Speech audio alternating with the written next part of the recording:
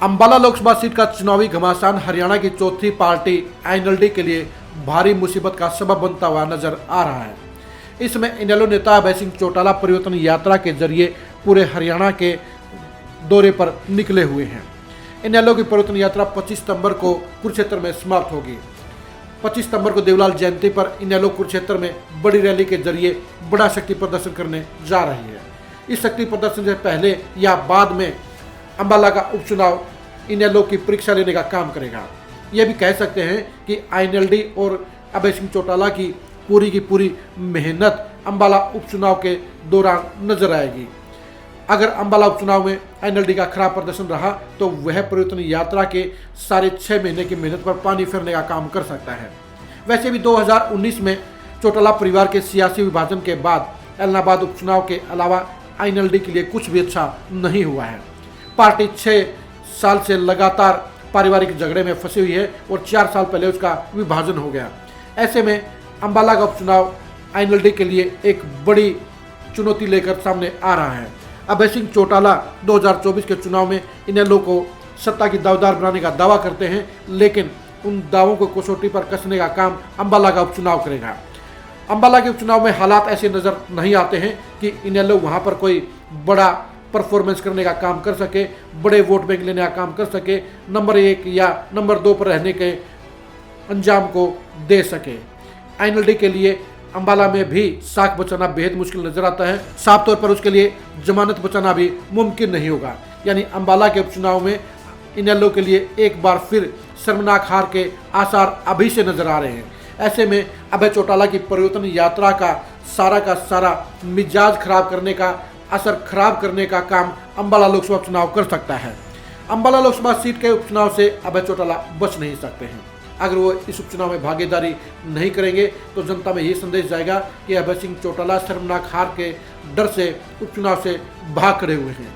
और अगर अभय सिंह चौटाला इस उपचुनाव में शिरकत करते हैं तो इनेलो के अच्छे वोट हासिल करने की उम्मीद और आसार कहीं से नजर नहीं आते। यानी अभय सिंह चौटाला के लिए एक तरफ कुआं और दूसरी तरफ खाई नजर आ रही है। आईएनएलडी लोकसभा का उपचुनाव लड़कर न तो नंबर 1 पर रह पाएगी और न ही नंबर 2 पर रहेगी। ऐसे हालात में अगर शर्मनाक वोट हासिल होते हैं, अगर जमानत जब्त होती है तो इनेलो और अभय सिंह चौटाला दोनों के लिए वह बड़ा सियासी झटका होगा और उस सियासी झटके से उभरना 2024 तक मुमकिन नहीं होगा। अभय सिंह चौटाला परिवर्तन यात्रा के जरिए इनेलो को मजबूत करने की आखिरी लड़ाई लड़ रहे हैं। इस लड़ाई के अंजाम से पहले ही अंबाला का लोकसभा उपचुनाव सामने नजर आ रहा है। इनेलो के लिए इस उपचुनाव में बेहतरीन प्रदर्शन करने की कोई गुंजाइश, कोई उम्मीद नजर नहीं आती है, क्योंकि इनेलो का वोट बैंक पूरी तरह से खिसक चुका है।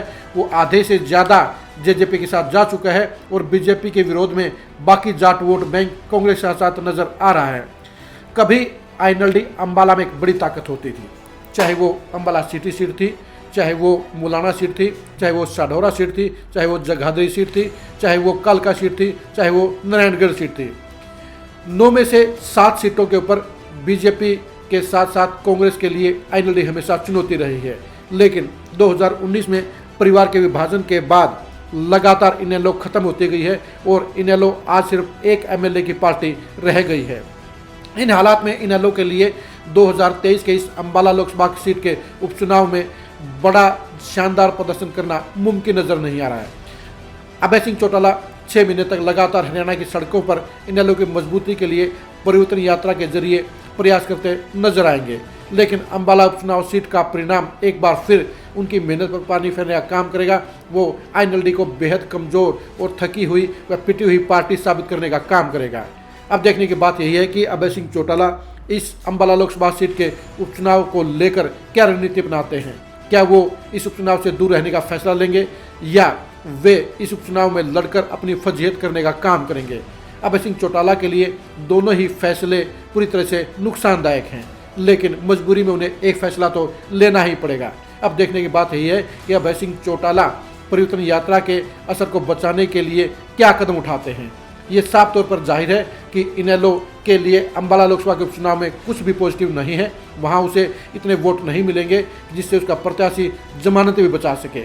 उन हालात में आईएनएलडी के लिए सिर्फ शर्मनाक परिणाम नजर आ रहा है। इस फजीहत से बचने के लिए अभय सिंह चौटाला क्या रणनीति अपनाते हैं, उसके ऊपर सबकी नज़र रहेगी।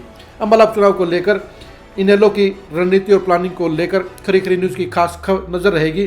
अम्बाला सीट पर अभय सिंह चौटाला के फैसले पर हमारी खास नजर रहेगी।